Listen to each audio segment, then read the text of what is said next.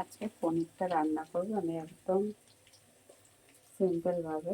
খুব বেশি মশলা দেবো না, সামান্য মশলা দিয়ে ফোড়ন দিয়ে পনিরটা রান্না করবো। তো চলো সবার প্রথমে পনিরটা ভেজে নেওয়া যাক।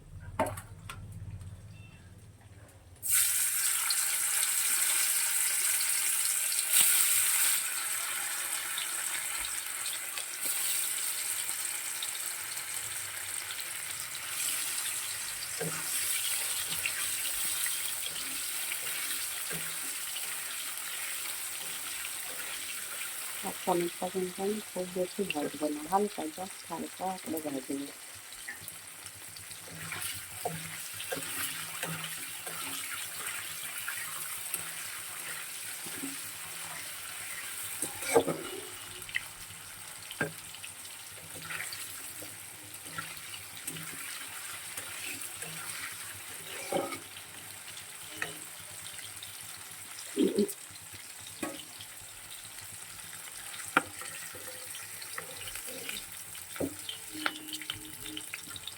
এবার তুলে নিচ্ছি, হালকা জাস্ট আমি হালকা করে ভেজেছি,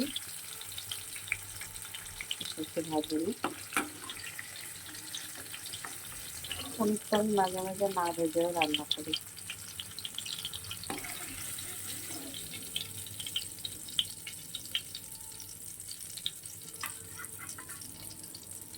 আমি ফোড়নে দেবো হচ্ছে তোমার, একদম সিম্পলভাবে পনিরটা আমি রান্না করবো।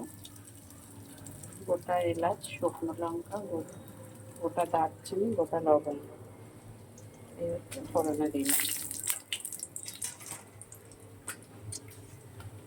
কেটে রাখা আলুগুলো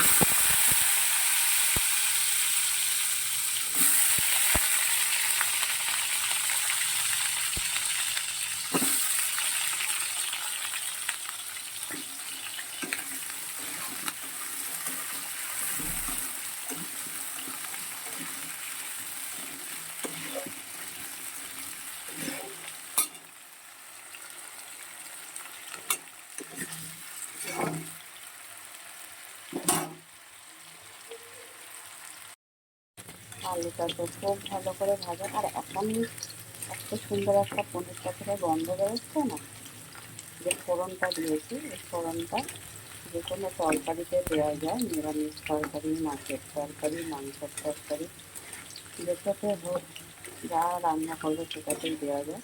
আর এই ফোড়নটার এত সুন্দর গন্ধ বেরোয়, তাও তো আমি দুটো তিনটে জিনিস দিইনি, আমার ঘরে নেই বলে তাই দিতে পারিনি। দেখো এবারে আমি দিয়ে দেবো অল্প একটু জিরে বাটা। আমি একদম কম মশলাতে রান্না করছি পনিরটা। এভাবে তোমরা যারা মশলা একদম কম খাও তারা কিন্তু এইভাবেই খেতে পারো রান্না করে পনিরটা।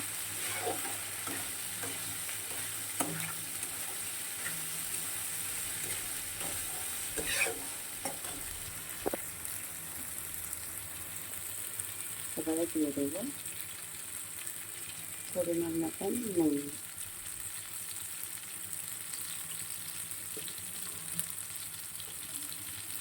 হলুদ দিয়ে দিচ্ছি,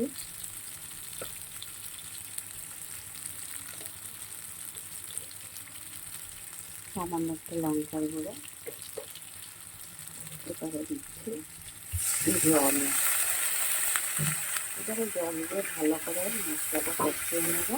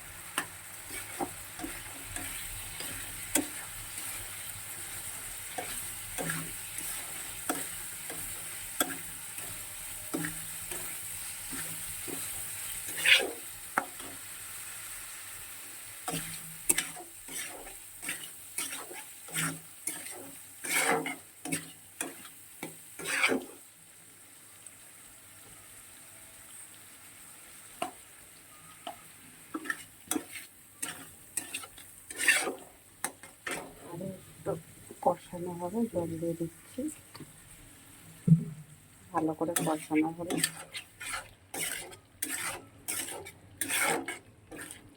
জিরেটা আদা বাটাতে তুমি অল্প কষালেও চলে যাবে, কিন্তু জিরেটা কিন্তু খুব ভালো করে কষাতে হবে, নাহলে একটা জিরের কাঁচা গন্ধ রয়ে যাবে, তখন কি তরকারি করা হয় না।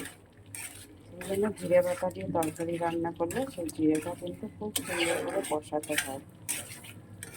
চলো আর একটু সময় নিয়ে জিরেটা কষিয়ে নেব।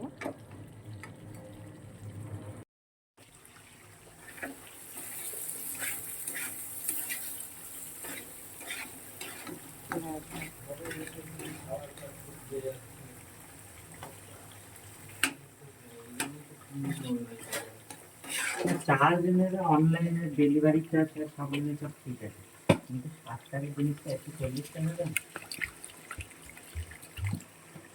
বুঝতে পেরেছে।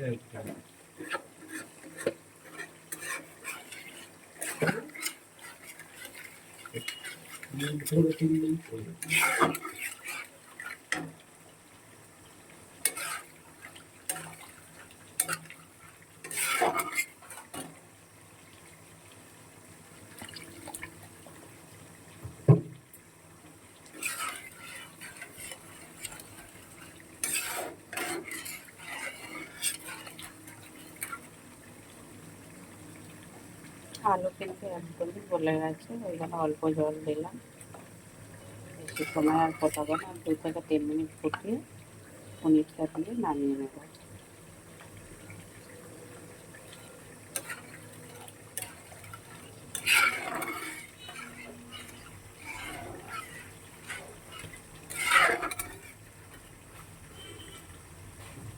একটু ফুটুক, তারপর পনিরটা দেবো।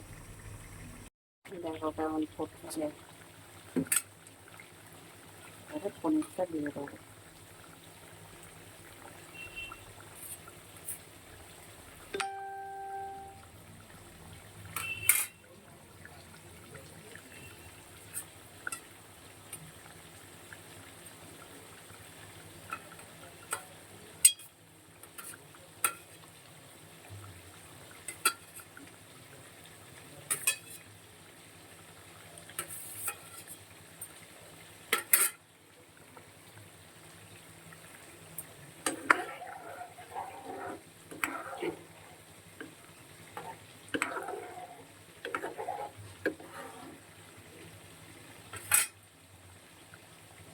ভালো করে ফুটে নিই, তারপর নামাবো।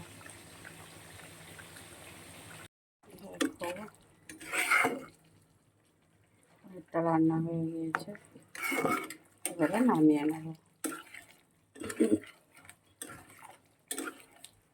আর পনিরটা আমি রান্না করেছি একদম কম মশলা দিয়ে, খুব সুস্বাদু হয়েছে। দেখো তোমরা যদি কেউ এইভাবে খেতে চাও তাহলে অবশ্যই কিন্তু পুরো রান্নাটা দেখো, কেউ স্কিপ করে চলে যাও না প্লিজ, সবাইকে অনুরোধ করে বলছি পুরো ভিডিওটা দেখো, কেউ স্কিপ করে চলে যাও। তো চলো চটপট দেখে নিই কীভাবে পনিরটা অল্প মশলা দিয়ে রান্না করলাম। দেখো 2-3 মিনিট পর চলে এসেছি, এবার নামিয়ে নেবো পনিরটা।